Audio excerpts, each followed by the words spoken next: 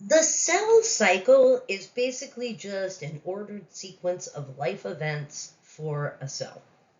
Just as humans designate stages of life, such as infant, adolescent, geriatric, cells also have stages to their lifetime. The cell cycle also depends on another really, really important fact or theory. It's called cell theory. Here it is. You ready?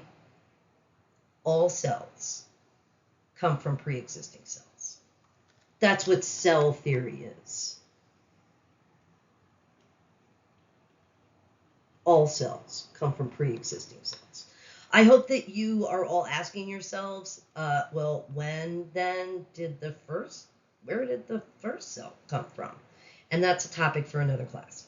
But this also means that when a cell is, quote, born from another cell, it lives an ordered sequence of events until it divides in mitosis. So this is kind of like its birth here, and this is kind of like its death. And of course, in mitosis, it actually gives rise to two other cells.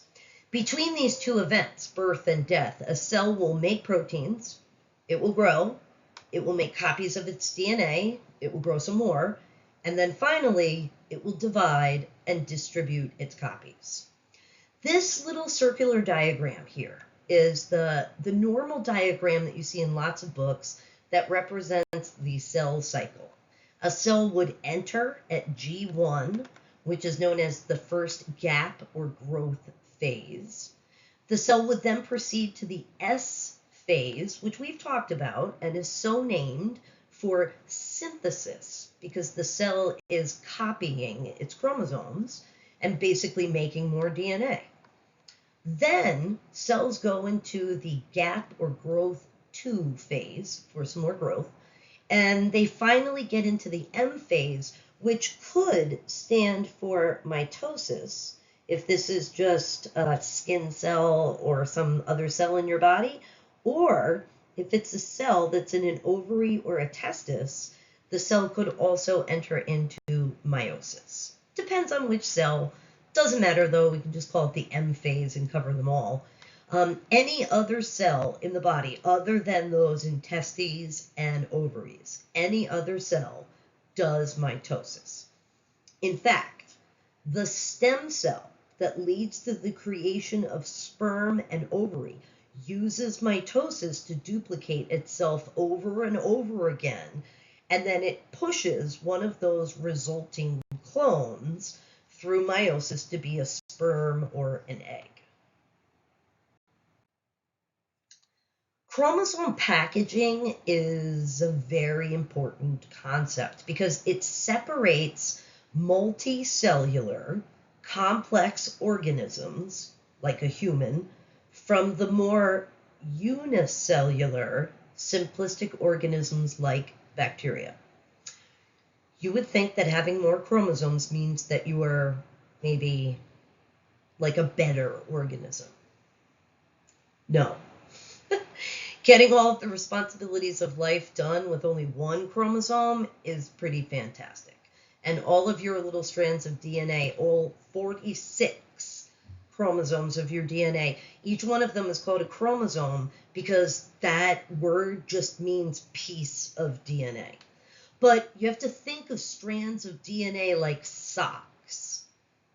And the nucleus is like the smallest suitcase ever. And you are going on a 2-week vacation with no opportunity to do laundry. DNA is packaged or wound around these proteins here that are called histones. So these colored little spheres here are called histones. DNA is then wrapped around those histones to create a structure called a nucleosome. And then it's coiled even more into this stupidly named structure called a supercoil.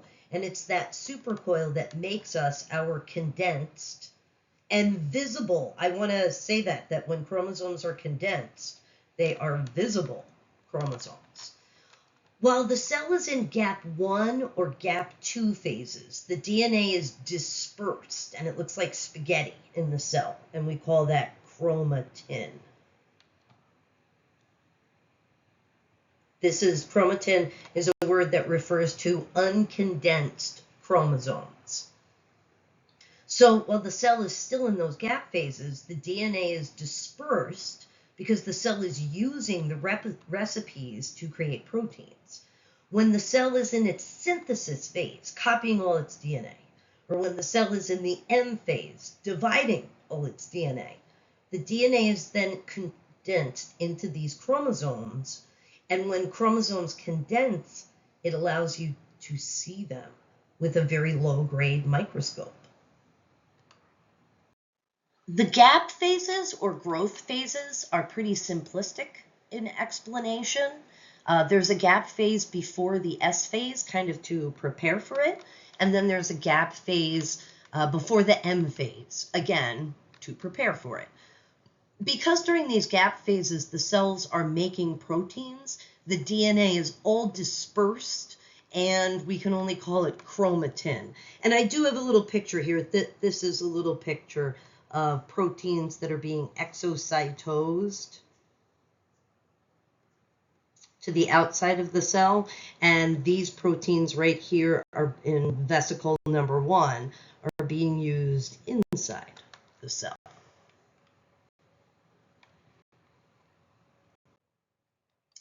The S phase is so named because it's about the synthesis or recreation of DNA or replication. This is when DNA replication involving DNA polymerase occurs. DNA polymerase is the enzyme that performs DNA replication, and I go into much more detail in another lecture about DNA replication. But basically, one chromosome or one strand of DNA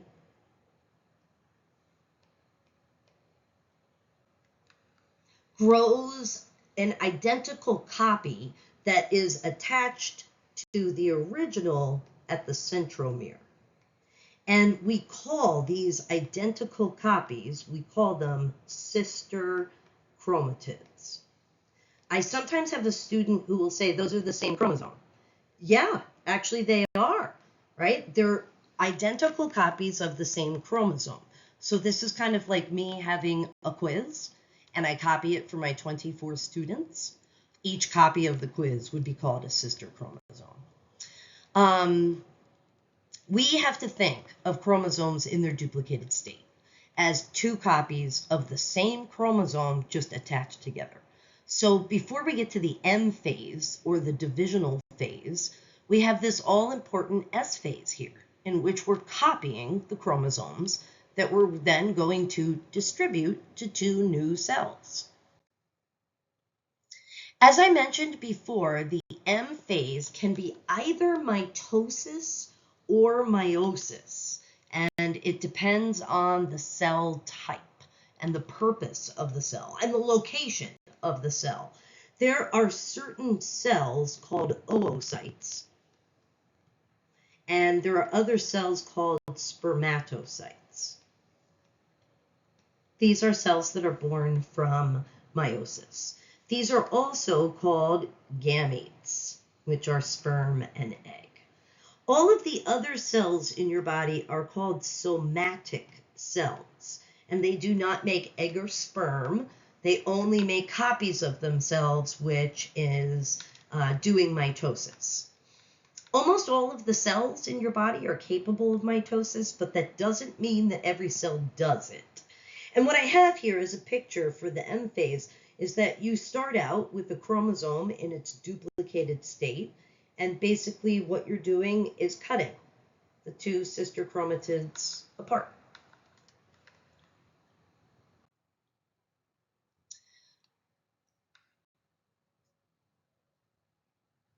So sometimes you'll see somebody note something like this, the G0 cycle, and you'll see it off to the side of the cell cycle. This is what we designate for cells that will never complete the cell cycle. These are cells that just kind of stay the way they are. They don't ever make new cells of themselves. They're just kind of like frozen in the cell cycle. Neurons, for example, are cells that do not like to do mitosis. They kind of spend their time in this G0 phase with absolutely no intention of completing the cell cycle.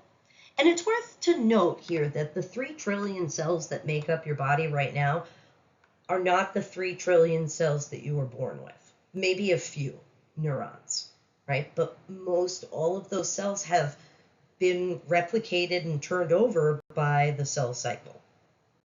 The cell cycle, being an ordered sequence of events, has checkpoints.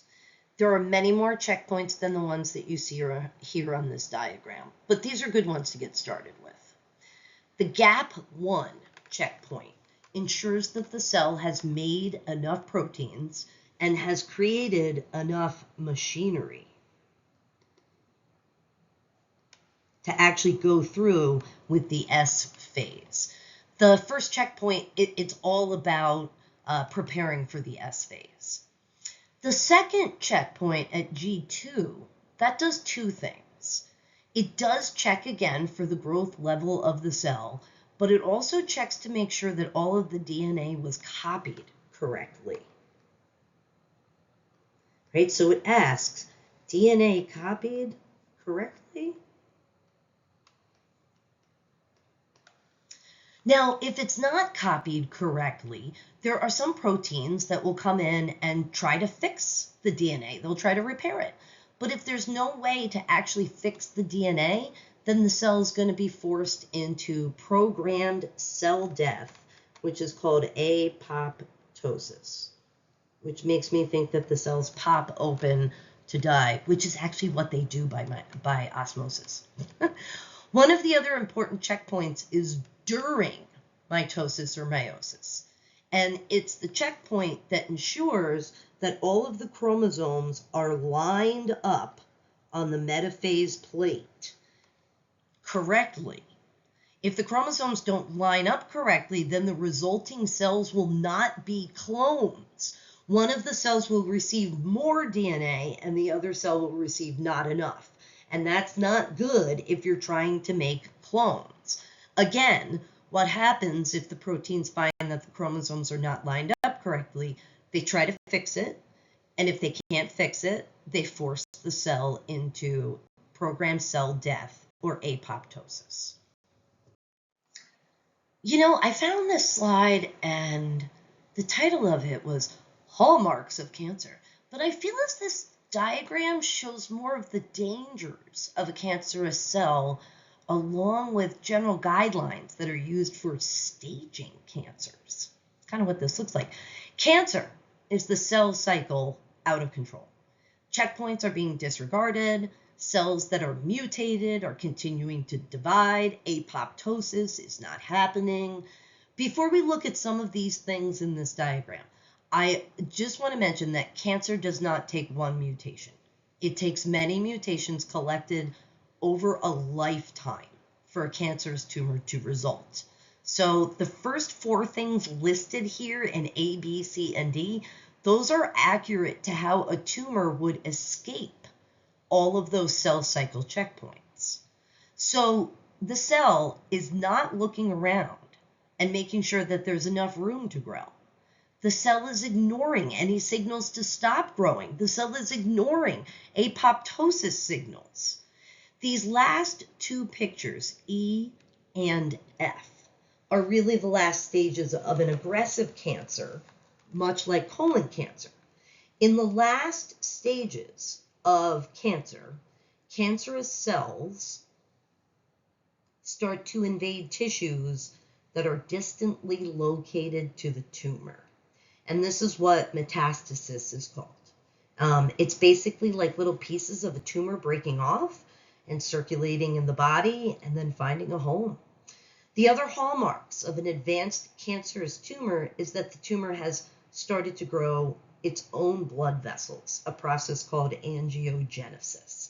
So the tumor has actually tricked the body into thinking that it is a valid living tissue that needs to be sustained with glucose and oxygen. Sneaky, sneaky.